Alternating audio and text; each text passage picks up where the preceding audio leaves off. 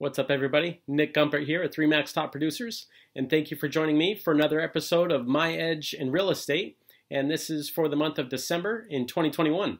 So let's get started looking at the national spotlight. Let's start off by sharing the idea, or sharing the fun fact, that when do most listings come on the market? They come on the market in the months of January, February, and March. Well, why is that? Well, it's because a lot of individuals have a little bit more time to where they're spending at home, having discussions with their significant others, and or others that are in positions to make decisions based on real estate, and they start reshaping what it is that they're looking for the next year, right, and creating new goals. So this spurs the decision to then list homes for many Americans, and that's why the winter months often become the most busy months for when people choose to list their homes. The pandemic likely spurred occupants to shorten their home stay as tenure in the home decreased to 8 years from 10 years, according to the report. The report it's alluding to is from the National Association of Realtors. This is the largest single-year change in home tenure since NAR began collecting such data. So again, interesting how our norms have shifted and changed, understandably, whether it's for the better or for the worse. Nonetheless, it's change, right? And it's changing how long the average American is choosing to stay in their homes, right? Some stayed in their homes for these large amounts of time and said, you know what, we need to upsize. We need to get a bigger space. If I'm going to work from home, I need my own office, right? And it might have equated to 2 offices for both the husband and the wife. Some said, we need to downsize. This is too much space, right? So just interesting to know how the pandemic has had a trickle-down effect with how long we all choose to stay in our homes.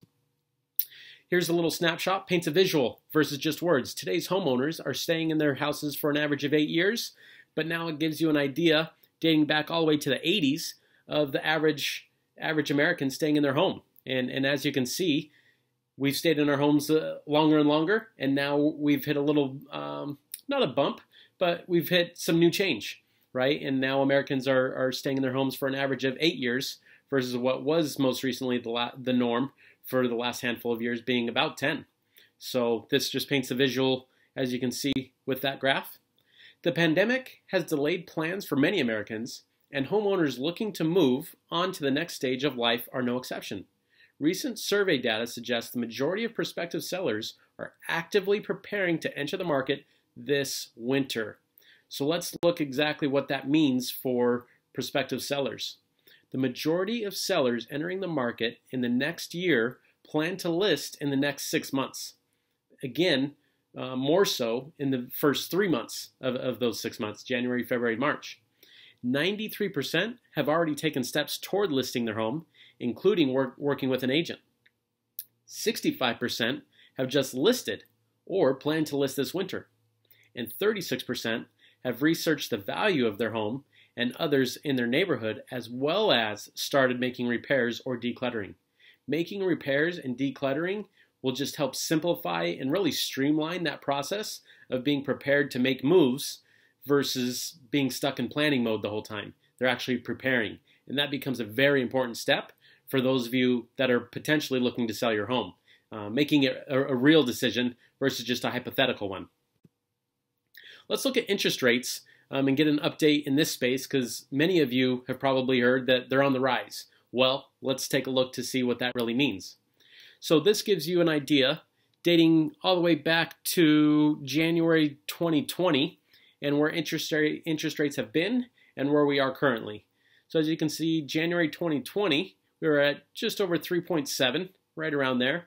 And today we're at 3.1 are the best interest rates you can get a hold of. Right? So that gives you an idea for a 30-year fixed rate and where we're at. Let's look at some historical perspective to get an idea of what this really means when we say interest rates are rising. As you can see, 2018, we're in a much different space, right? We're hovering over 4.5%. So things are relative. And I think that's an important piece of information to remember as we navigate our individual situations throughout this process of, do I sell, do I buy? Do we buy an investment property and not sell, right? But it's good to be informed and not just listen to little snippets, and it takes things out of context. So that's what I'm here for, to try to paint a realistic picture and give you some context with the things that are surrounding us on a daily throughout the news cycles. But again, this shows you in 2020, interest rates really took a steep dive, but it's relative, right? We're hovering in around 3.5% and went in almost 2.5%, as you can see, and that was last year. So are we higher than last year? 100% we are, but as you can see in 2016, 17, 18, and 19, we're above where we're currently at. So things to be mindful of as we make these financial decisions for ourselves and or others that are around us. Home prices impacted slightly by rising mortgage rates. So this graph just goes to show that, yes, housing gets affected, understandably, right, because your buying power goes down. But with that said, it's not dramatically. So does it have a negative connotation or a negative, do they go hand in hand? Interest rates go up and housing goes down? Yes, but again, it's relative, right? So this just paints a picture dating back to 2000 to see when interest rates have gone up, how significant has it adjusted things. It's not significant to think that homes are going to drop in price by hundreds of thousands of dollars, right? In all reality, we can't predict the future, but we can look at the past to say, what did that do when those situations arose? Again, context matters for purchase demand. The economy is improving, and millennials continue to age into their prime home buying years in large numbers. So the context remains good for the housing market based on this generation being such an important one when it comes to driving this housing industry. So are they the sole player? No. But are they a major player? Yes. So interesting to be mindful of the full context of the situation versus just saying, oh, we're in another bubble, just like 2007, 2008, right? Different place, different time. Months of inventory of homes for sale. Again, this is a national level, not a California level. Nonetheless, it gives us perspective to see where the housing industry is. As you can see, we are still strongly and firmly in a seller's market, right? And what does this mean? It means that with our months of inventory of homes for sale in and around 3 months, that means if things stop today and there was no more inventory, it would take 3 months to get rid of all that inventory, which relatively speaking is not that long. You can see that a neutral market is 6 to 7 months of inventory. So we are ways off that, both nationally and in the state of California. And then a buyer's market, you see that we have over 7 months worth of supply in terms of what's for sale. So again, for those of you that have thought about thinking about selling and maxing out the equity in your home, now is definitely a good time to have those real discussions. And again, lean on professionals to ask questions and see what their take is and why for your local market. Here's a number that's a very interesting one to look at: 111,285. This is the national average that the leaders in this industry project a homeowner will make between January 21 and January 26. Over $100,000 in a 5-year span. And again, that's not taking into account any significant jumps like we've seen in the last year. And you could even date it back to 2 years now with these appreciation levels of in and around 20%. The best states in the country being Idaho, Montana, Arizona, Utah. They've seen it upwards of 30 to 35% of appreciation in 1 year. The national average is around 4.14% since 1995. So nonetheless, if you're a homeowner, that gives you a strong indication of saying, you know what, this is a very good investment to make, whether it's for myself as an investment property, maybe you're investing in the property for a child, a grandchild. Things to think about. Is it bulletproof? No. But does it go to show that it's a very good investment to make? Short answer, yes. Let's take a look at the state spotlight, the state of California, and see what's going on for the month of December. So a slight slowdown is still seeing record numbers as home price appreciation is almost 16% more than prices in November 2020.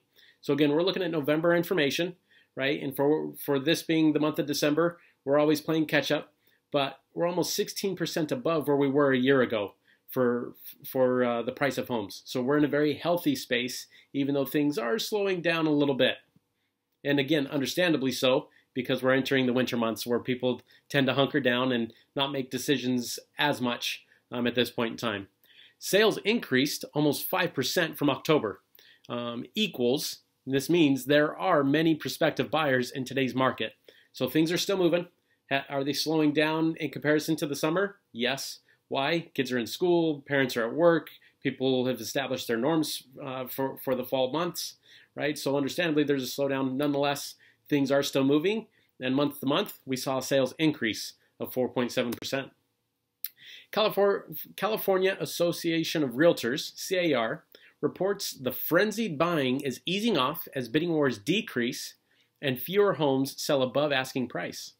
The average price of a home in California remained below $800,000 for a second consecutive month. So again, proof in the pudding to say that things are starting to slow. Things aren't rising as quickly as they were, which is a very good place to be. It doesn't mean the end is near, but we've peaked for the time being, I think it's safe to say, as we head into these winter months. So again, here's some objective information to share with you, so you don't have to guess all the time of saying, well, I heard it's crazy. What does crazy mean? Or, oh, things are slowing down. What does slowing down mean? This paints a little bit more of an objective picture for you and those you chat with over these holiday months, or holiday weeks, I should say. As we move further into the off-peak home buying season, slowly rising interest rates will motivate savvy buyers to enter the market. This is according to the president, the CAR president, Otto Caterina, a Bay Area real estate broker and realtor. With fewer active buyers in the market during the holidays, prospective buyers who may have taken a breather during the heated peak home buying months can take advantage of this window of opportunity when there's less competition and more homes to choose from. So we were talking about sellers and prospective sellers early on. Now we're shifting into prospective buyers, and why can the winter months be advantageous for you?